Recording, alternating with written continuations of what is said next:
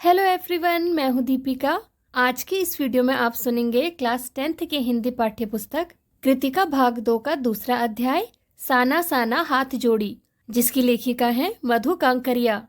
तो आइए शुरू करते हैं। मैंने हैरान होकर देखा, आसमान जैसे उल्टा पड़ा था और सारे तारे बिखर कर नीचे टिमटिमा रहे थे। दूर ढलान जैसी तराई पर सितारों के गुच्छे रोशनियों की एक झालर सी बना रहे थे। क्या था वह? वह रात में जगमगाता गैंगटॉक शहर था।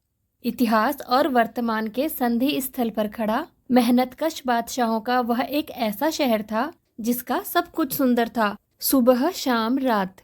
और वह रहस्यमयी सितारों भरी रात मुझ में सम्मोहन जगा रही थी, कुछ इस कदर कि उन जादू भरे क्षणों में मेरा सब कुछ स्थगित था, अर्थहीन था।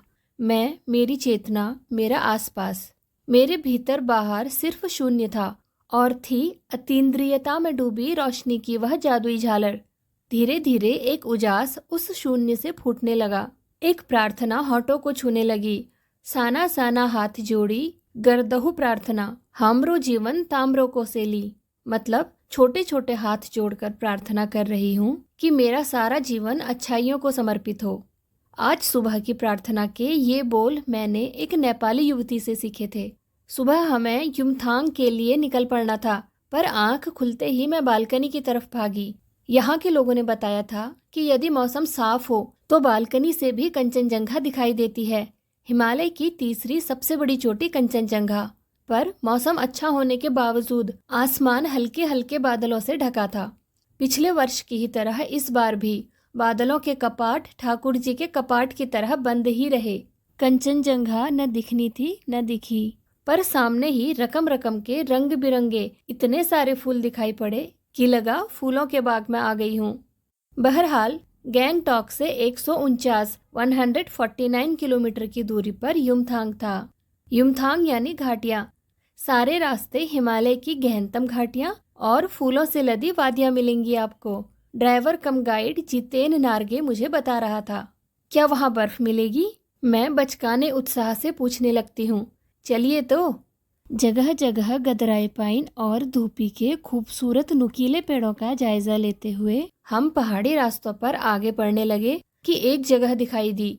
एक कतार में लगी सफेद सफेद बौद्ध पताकाएं, किसी ध्वज की तरह लहराती, शांति और अहिंसा की प्रतीक ये पताकाएं जिन पर मंत्र लिखे हुए थे। नार्गे ने बताया, यहाँ बुद्ध की बड़ी मान्यता है। जब भी किसी बुद्धिस्ट की मृत्यु होती है, उसकी आत्मा की शांति के लिए शहर से दूर किसी भी पवित्र स्थान पर 108 श्वेत पताकाएं फहरा दी जाती हैं। नहीं, इन्हें उतारा नहीं जाता है। ये धीरे धीरे अपने आप ही नष्ट हो जाती हैं। कई बार किसी नए कार्य की शुरुआत में भी ये पताकाएं लगा दी जाती हैं, पर वे रंगीन होती हैं। नार्गे बोलता जा रहा था और मेरी नज़र उसकी जीभ में लगी दलाई लामा की तस्वीर पर टिकी हुई थी। कई दुकानों पर भी मैंने दलाई लामा की ऐसी ही तस्वीर देखी थी। हिचकोले खाती हमारी जीप थोड़ी और आगे बढ़ी। अपनी लुभावनी हंसी बिखेरते हुए जितेन बताने लगा, इस जगह का नाम है कवि लॉन्ग स्टॉक। यहाँ गाइड फिल्म की शूटिंग हुई थी। तिब्बत के चीज खे बमसन ने लेपचाओं के शोमैन से कुंजतेक के साथ संधि पत्र पर यही हस्ताक्षर किए थे। एक पत्थर यहाँ स्मारक के रूप में भी है। लेपचा और भूटिया सिक्किम की इन दोनों स्थानीय जातियों के बीच चले सुदीर्घ झगड़ों के बाद शांति वार्ता का शुरुआती स्थल। उन्हीं रास्तों पर मैंने देखा एक कुटिया के भीतर घूमता चक्र। यह क्या? नार्गे कहने लगा, मैडम, यह धर्म चक्र है, प्रेयर व्हील। इसको घुमाने से सारे पाप धुल जाते हैं। क्या? चाहे मैदान हो या पहाड़, तमाम वैज्ञानिक प्रगतियों के बावजूद इस देश की आत्मा एक जैसी। लोगों की आस्थाएं, विश्वास, अंधविश्वास, पाप पुण्य की अवधारणाएं और कल्पनाएं एक जैसी। रफ्ता रफ्ता हम ऊंचाइयों की ओर बढ़ने लगे। बाजार, लोग और बस्तियां पीछे छूटने लगे। अब परिदृश्य से चलते चलते स्वेटर बुनती नेपाली युवतियां और पीठ पर भारी भरकम कार्टून ढोते बौने से दिखते बहादुर नेपाली ओझल हो रहे थे। अब नीचे देखने पर घाटियों में ताश के घरों की तरह पेड़ पौधों के बीच छोटे छोटे घर दिखाई दे रहे थे। हिमालय भी अब छोटी छोटी पहाड़ियों के रूप में नहीं, वरन अपने विराट रूप एवं वैभव के साथ सामने आने वाला था। न जाने कितने दर्शकों, यात्रियों और तीर्थाटानियों का काम्य हिमालय, पल पल परिवर्तित हिमालय। और देखते देखते रास्ते वीरान, संकरे और जलेबी की तरह घुमावदार होने लगे थे। हिमालय बड़ा होते होते विशालकाय होने लगा। घटाएं गहराती गहराती पाताल नापने लगी। वादियां चौड़ी होने लगी। बीच बीच में करिश्मे की तरह रंग बिरंगे फूल शिद्दत से मुस्कुराने लगे। उन भीमकाय पर्वतों के बीच और घाटियों के ऊपर बने संकरे कच्चे पक्के रास्तों से गुजरते यूं लग रहा था जैसे हम किसी सघन हरियाली वाली गुफा के बीच हिचकोले खाते निकल रहे हों। इस बिखरी असीम सुंदरता का मन पर यह प्रभाव पड़ा कि सभी सैलानी झूम झूम कर गाने लगे, सुहाना सफर और ये मौसम हंसी, सुहाना सफर और ये मौसम हंसी। पर मैं मौन थी, किसी ऋषि की तरह शांत थी।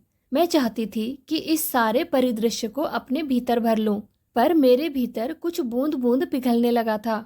जीप की खिड़की से मुंडकी निकाल निकाल मैं कभी आसमान को छूते पर्वतों के शिखर देखती, तो कभी ऊपर से दूध की धार की तरह झरझर गिरते जलप्रपातों को, तो कभी नीचे चिकने चिकने गुलाबी पत्थरों के बीच इठला इठला कर बहती चांदी की तरह कौंध मारती बनी ठनी तिस्ता नदी को।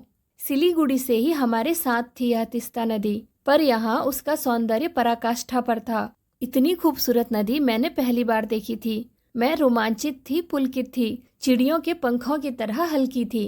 मेरे नगरपति, मेरे विशाल, मैंने हिमालय को सलामी देनी चाहिए कि तभी जीप एक जगह रुकी।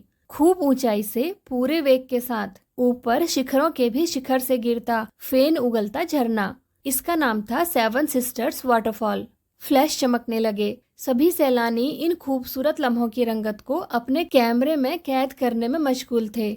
आदिम युग की किसी अभिशप्त राजकुमारी सी मैं भी नीचे बिखरे भारी भरकम पत्थरों पर बैठ झरने के संगीत के साथ ही आत्मा का संगीत सुनने लगी। थोड़ी देर बाद ही बहती जलधारा में पांव डुबोया तो भीतर तक भीग गई। मन काव्यमय हो उठा, सत्य और सौंदर्य को छूने लगा। जीवन की अनंतता का प्रतीक वह झरना। उन अद्भुत अनूठे क्षणों में मुझ में जीवन की शक्ति का एहसास हो रहा था। इस कदर प्रतीत हुआ कि जैसे मैं स्वयं भी देश और काल की सरहदों से दूर बहती धारा बन बहने लगी हूँ। भीतर की सारी तामसिकताएं और दुष्ट वासनाएं इस निर्मल धारा में बह गई। मन हुआ कि अनंत समय तक ऐसे ही बहती रहूं, सुनती रहूं इस झरने की पुकार को। पर जितेन मुझे ठेलने लगा, आगे इससे भी सुंदर नजारे मिलेंगे। अनमनी सी मैं उठी। थोड़ी देर बाद ही फिर वही नजारे, आँखों और आत्मा को सुख देने वाले। कहीं चटक हरे रंग का मोटा कालीन ओढ़े, तो कहीं हल्का पीलापन लिए, तो कहीं पलस्तर उखड़ी दीवार की तरह पथरीला। और देखते ही देखते परिदृश्य से सब छूमंतर, जैसे किसी ने जादू की छड़ी घुमा दी हो। सब पर बादलों की एक मोटी चादर, सब कुछ बादलमय।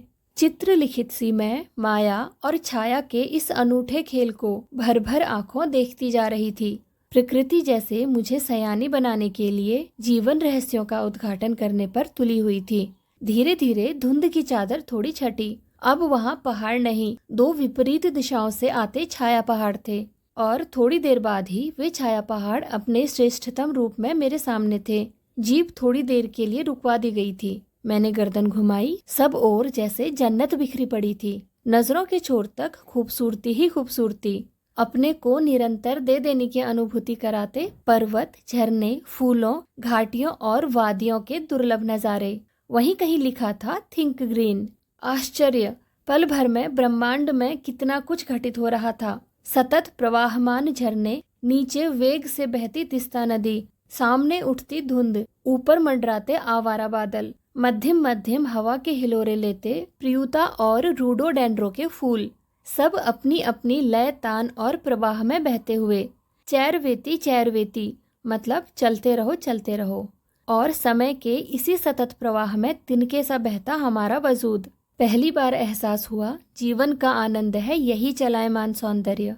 संपूर्णता के उन क्षणों में मन इस बिखरे सौंदर्य से इस कदर एकात्म हो गया था कि भीतर बाहर की रेखा मिट गई थी। आत्मा की सारी खिड़कियां खुलने लगी थी। मैं सचमुच ईश्वर के निकट थी। सुबह सीखी प्रार्थना फिर होठों को छूने लगी। साना साना हाथ जोड़ी कि तभी वह अतीन्द्रिय संसार खंड खंड हो गया। वह महाभाव सूखी टहनी सा टूट गया। दरअसल मंत्रमुग्ध सी मैं तंद्रिल अवस्था में ही थोड़ी दूर तक निकल आई थी कि अचानक पांव पर ब्रेक सी लगी, जैसे समाधिस्थ भाव में नृत्य करती किसी आत्मलीन नृत्यांगना के नुपुर अचानक टूट गए हों। मैंने देखा इस अद्वितीय सौंदर्य के निरपेक्ष कुछ पहाड़ी औरतें पत्थरों पर बैठी पत्थर तोड़ रही थी। गुंथे आटे सी कोमल काया पर हाथों में कुदाल और हथौड़े, कईयों की पीठ पर बधी डोको यानी बड़ी टोकरी में उनके बच्चे भी बंधे हुए थे। कुछ कुदाल को भरपूर ताकत के साथ जमीन पर मार रही थी। इतने स्वर्गीय सौंदर्य, नदी, फूलों, वादियों और झरनों के बीच भूख, मौत, दैन्य और जिंदा रहने की यह जंग, मातृत्व और श्रम साधना साथ साथ। वहीं पर खड़े बीआरओ बोर्ड रोड ऑर्गेनाइजेशन के एक कर्मचारी से पूछा मैंने, यह क्या हो रहा है? उसने चुहलबाजी के अंदाज में बताया, जिन रास्तों से गुजरते हुए आप हिम शिखरों से टक्कर लेने जा रही हैं, उन्हीं रास्तों को ये पहाड़ी ने चौड़ा बना रही हैं। बड़ा खतरनाक कार्य होगा यह। मेरे मुंह से अकस्मात निकला। वह संजीदा हो गया, कहने लगा, पिछले महीने तो एक की जान भी चली गई थी। बड़ा दुसाध्य कार्य है पहाड़ों पर रास्ता बनाना। पहले डायनामाइट से चट्टानों को उड़ा दिया जाता है, फिर बड़े बड़े पत्थरों को तोड़ मोड़ कर एक आकार के छोटे छोटे पत्थरों में बदला जाता है। फिर बड़े से जाले में उन्हें लंबी पट्टी की तरह बिठाकर कटे रास्तों पर बाड़े की तरह लगाया जाता है। जरा सी चूक और सीधा पाताल प्रवेश। और तभी मुझे ध्यान आया, इन्हीं रास्तों पर एक जगह सिक्किम सरकार का बोर्ड लगा था, जिस पर बड़े बड़े अक्षरों में लिखा था, ever wondered who defied death to build these roads. यानी आप ताज्जुब करेंगे, पर इन रास्तों को बनाने में लोगों ने मौत को झुठलाया है। एकाएक मेरा मानसिक चैनल बदला, मन पीछे घूम गया। इसी प्रकार एक बार पलामू और गुमला के जंगलों में देखा था। पीठ पर बच्चे को कपड़े से बांधकर पत्तों की तलाश में वन वन डोलती आदिवासी युवतियां। उन आदिवासी युवतियों के फूले हुए पांव और इन पत्थर तोड़ती पहाड़ियों के हाथों में पड़े ठाठे एक ही कहानी कह रहे थे कि आम जिंदगियों की कहानी हर जगह एक सी है, कि सारी मलाई एक तरफ, सारे आंसू, अभाव, यातना और वंचना एक तरफ। और तभी मेरी सहयात्री मणि और जितेन मुझे खोजते खोजते वहां तक आ गए थे। मुझे गमगीन देख जितेन कहने लगा, मैडम, ये मेरे देश की आम जनता है, इन्हें तो आप कहीं भी देख लेंगे। आप इन्हें नहीं, पहाड़ों की सुंदरता को देखिए, जिसके लिए आप इतने पैसे खर्च करके आई हैं। ये देश की आम जनता नहीं, जीवन का प्रतिसंतुलन भी है। ये वेस्ट एट रिपेइंग है। कितना कम लेकर ये समाज को कितना अधिक वापस लौटा देती है। मन ही मन मैंने सोचा। हम वापस जीप की ओर मुड़ने लगे कि तभी मैंने देखा वे श्रम सुंदरियां किसी बात पर इस कदर खिलखिलाकर हंस पड़ी थी कि जीवन लहरा उठा था और वह सारा खंडहर ताजमहल बन गया था। हम लगातार ऊंचाइयों पर चढ़ते जा रहे थे। जितेन बता रहा था, अब हम हर मोड़ पर हेयर पिन बैंड लेंगे और तेजी से ऊंचाई पर चढ़ते जाएंगे। हेयर पिन बैंड के ठीक पहले एक पड़ाव पर देखा, 7-8 वर्ष की उम्र के ढेर सारे पहाड़ी बच्चे स्कूल से लौट रहे थे और हमसे लिफ्ट मांग रहे थे। जितेन ने बताया, हर दिन 3-3.5 किलोमीटर की पहाड़ी चढ़ाई चढ़कर ये बच्चे स्कूल जाते हैं। क्या स्कूली बस नहीं? मणि के पूछने पर जितेन हंस पड़ा। मैडम, यह मैदानी नहीं, पहाड़ी इलाका है। मैदान की तरह यहाँ कोई भी आपको चिकना वर्बीला नहीं मिलेगा। यहाँ जीवन कठोर है। नीचे तराई में ले देकर एक ही स्कूल है। दूर दूर से बच्चे उसी स्कूल में जाते हैं और सिर्फ पढ़ते ही नहीं हैं। इनमें से अधिकांश बच्चे शाम के समय अपनी माँओं के साथ मवेशियों को चराते हैं, पानी भरते हैं, जंगल से लकड़ियों के भारी भारी गट्ठर ढोते हैं। खुद मैंने भी ढोए थे।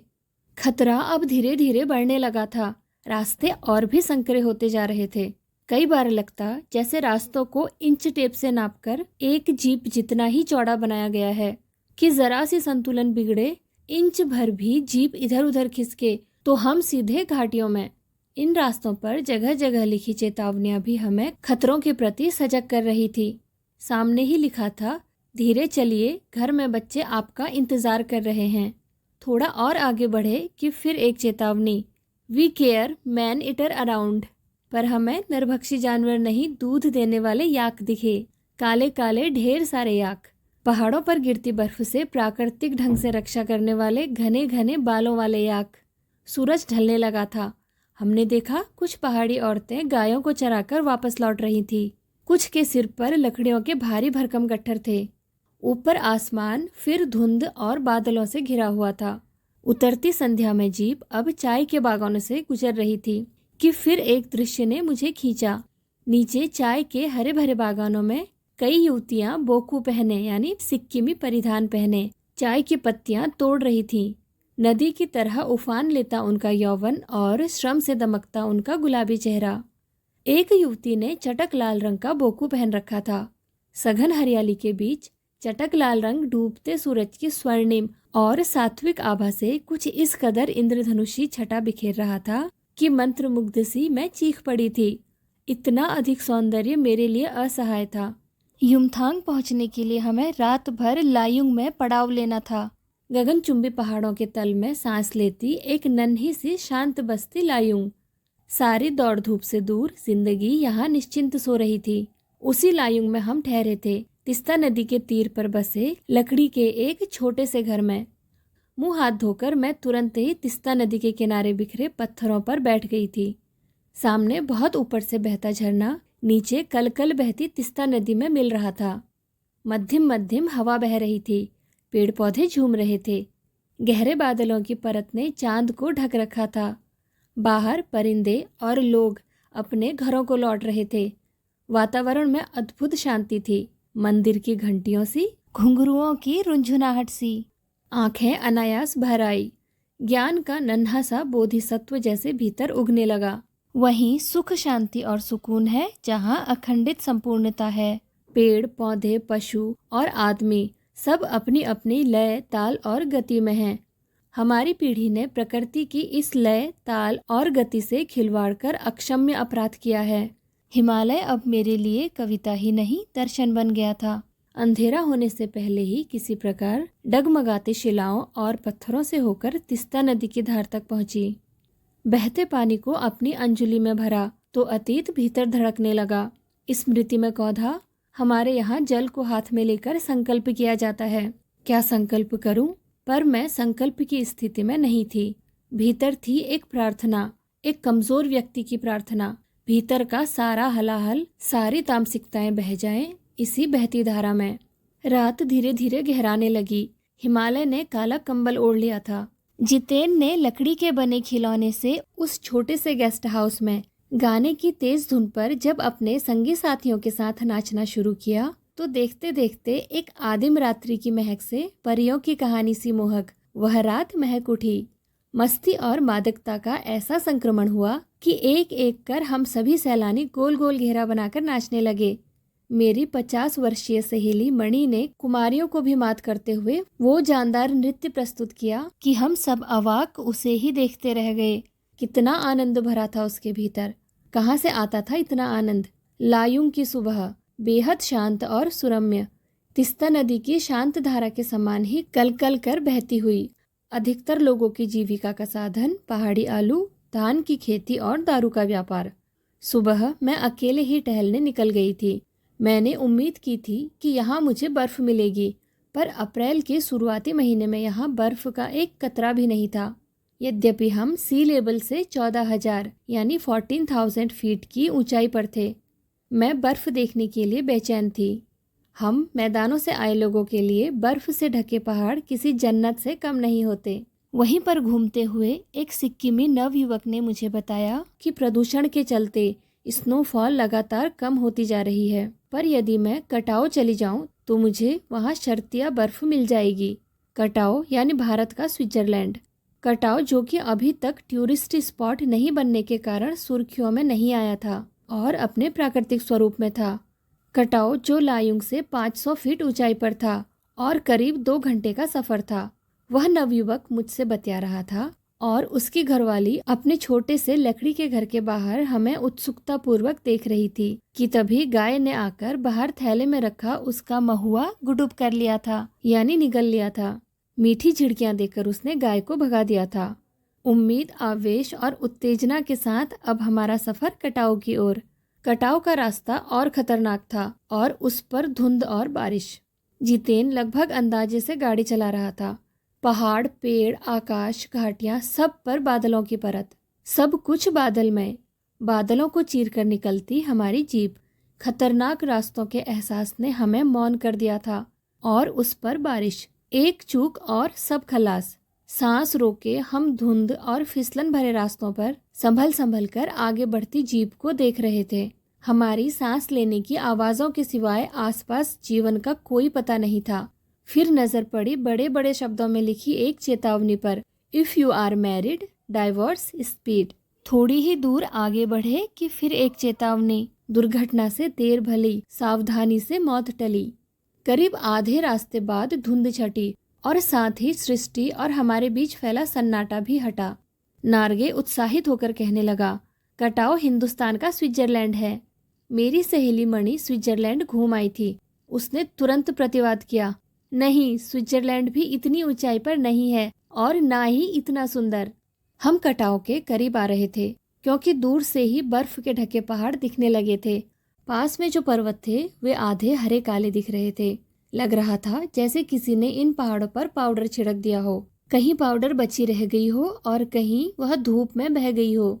नार्गे ने उत्तेजित होकर कहा, देखिए एकदम ताज़ा बर्फ है, लगता है रात में गिरी है यह बर्फ। थोड़ा और आगे बढ़ने पर अब हमें पूरी तरह बर्फ से ढके पहाड़ दिख रहे थे, साबुन के झाग की तरह सब ओर गिरी हुई बर्फ। मैं जीप की खिड़की से मुंडी निकाल निकाल दूर दूर तक देख रही थी, चांदी से चमकते पहाड़।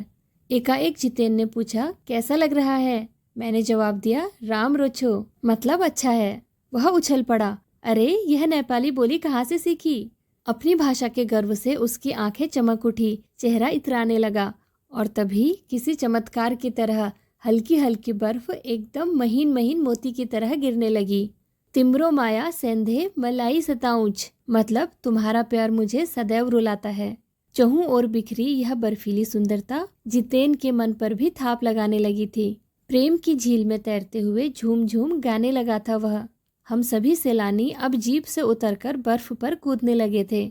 यहाँ बर्फ सर्वाधिक थी, घुटनों तक नरम नरम बर्फ। ऊपर आसमान और बर्फ के ढके पहाड़ एक हो रहे थे। कई सैलानी बर्फ पर लेटकर हर लम्हे की रंगत को कैमरे में कैद करने में लगे थे।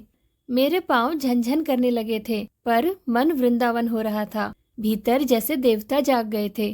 ख्वाहिश हुई कि मैं भी बर्फ पर लेटकर इस बर्फीली जन्नत को जी भर देखूं, पर मेरे पास बर्फ पर पहनने वाले लंबे लंबे जूते नहीं थे।